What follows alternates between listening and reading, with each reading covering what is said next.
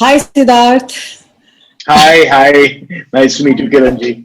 And a big hi to all our viewers who are kind of patient enough to still be waiting for us to see this session that we are going to have with you on you and the film industry and the COVID and everything put together. So, let's start a little with you, Siddharth. We're all very curious to know you're a very a quiet and a kind of a recluse kind of person. You don't talk much about yourself. So I think the people would really be excited to know a little bit about you. So please tell us about your journey as to how and why are you with the film industry. Well, Kiranji, I don't look at myself as a recluse, but yes, I am not on social media, and so I don't normally like sort of put out that much about myself. I think it's more about the work that one likes to be involved in. Um, I've always been obsessed with movies from the time I was a kid. I can't remember a time when I was not clamoring to go and watch a movie in a cinema hall. So I Mhm. think, but for someone who's not associated with the industry, in any shape or form, it's always a dream that you believe is quite unimaginable for you to ever be able to imagine yourself uh, being able to do something related to the movies. Yeah. I did a lot of theater all through school and college, so I was associated with the performing arts in that way, and that actually gave me the grounding to like sort of appreciate the creative arts and writing and acting and direction, and I think production is what I gravitated towards the most even then, because I enjoyed being able to put a slate of plays together every year and have one comedy and one action and one romance and one, and then raise a sponsorship for it and see how we would publicize it. So in a way, it was a smaller way of doing what one did later on in life, which is really being able to bring creative talent together and creating something out of nothing. And I think my journey since then was really towards being able to put myself in a position where that's what I'd be able to do later in life. It's great to hear someone say that he chose production as a career option, because I know that most of the students that come into RSAs for us would always want to either come for direction would be their first choice, and screenwriting is usually their second choice. And I've always said that being in control and being the one putting everything together and the excitement of it is amazing, because I've also produced quite a few things myself, and I think it's really so exciting. But I don't think that in India people are well aware of the position and what exactly involves being a producer. They just think it's somebody who just puts money into the film That's true. and that's it. But there is so Yeah. much more, and I find it even creatively very satisfying. I don't know about you, like you said, putting all this together, and you're actually involved from the beginning to the end. I mean, Yeah.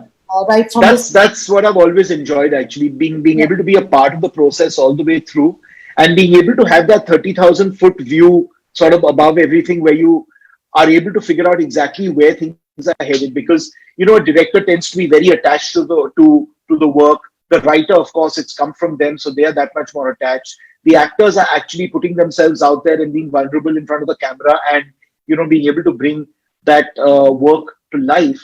It's the job of the producer really to shepherd the whole process all the way through from the inception, and make sure that no one is, while no one is compromising on their creative vision, you're still taking it in the direction that it should be going, and being able to make it commercially viable as a proposition for you to keep making more movies in the future. So I find that very exciting.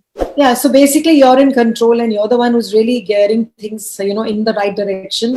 And you're the person who kind of, if it's wavering here or there, you're the person who kind of brings it back on track. So I think Yeah, it's a very, very exciting thing to be doing. And every time it's like a baby, giving in the film world, it's like giving birth to a baby every time you start a new project. So 9 months it's with you, and then it's out in the open, and sort of, and you're judged for every project that you do.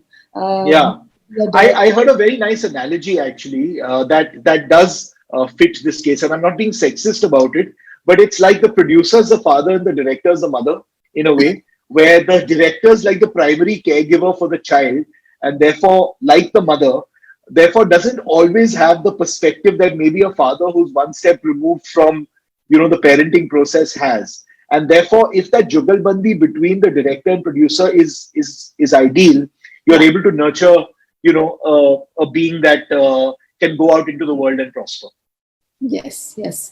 Okay. Having said that, when I look at you, I mean, I always wondered why you were not an actor, because I know that you have two brothers and both of them moved into acting, and you're the only one who moved into production. And you could have very easily been an actor. Have you ever been wanting to be an actor? And is there acting you've done besides, what all huge things that you're doing?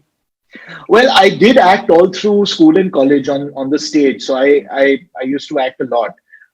And what I found is, while I enjoyed it, a lot, I was always more interested in what was happening behind the scenes. I somehow wanted to be more in charge of the process of whatever it is that we were creating, and I constantly found myself trying to find ways and means to be able to be more involved than just being an actor on a project.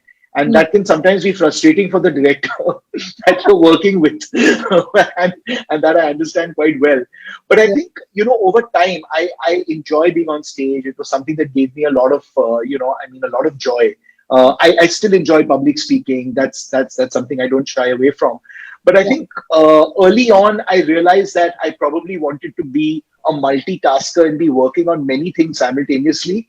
And that's not the life of an actor. The life of an actor is you're involved in one project, you're giving everything to it, you're pouring yourself into it for months and months, you're Yeah. waiting around a lot, waiting for your shot to be called.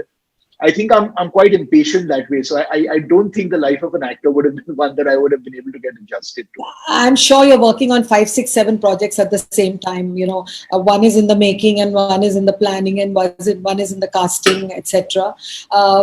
Because I know UTV, and I know you got attached. So how did you get attached to UTVs? Is what I would like to know, because it was one of the companies that, I mean, the growth was amazing. I mean, I knew Ronnie many years ago, and when he started out, in fact, and I remember they used to shoot almost every day in Famous Studio, Yeah, and they were doing so many shows which were mostly non-fictional.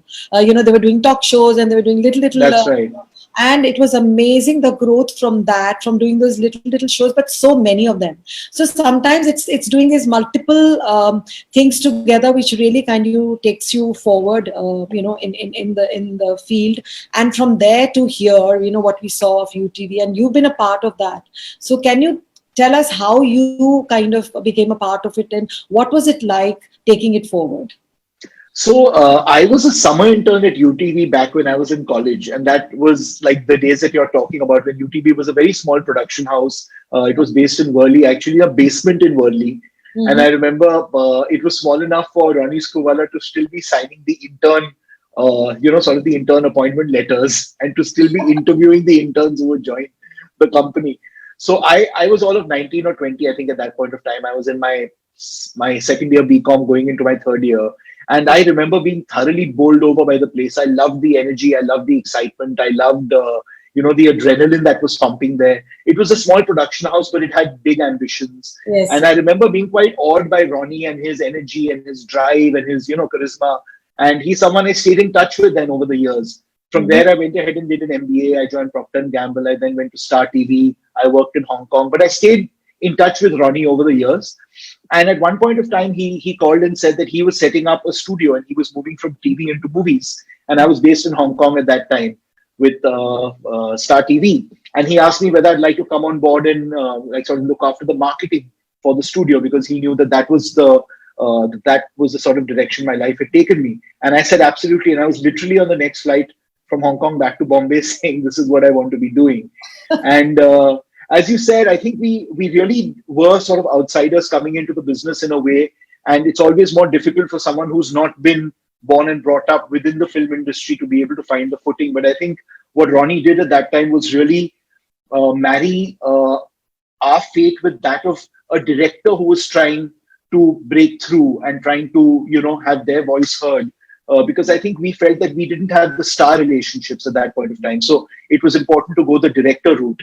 And so what we did with films like Rang De Basanti, and a film that you were a part of actually, Khosla Ka Khosla, where we Yeah. came in, once the film was already ready, we saw it That has on. a story.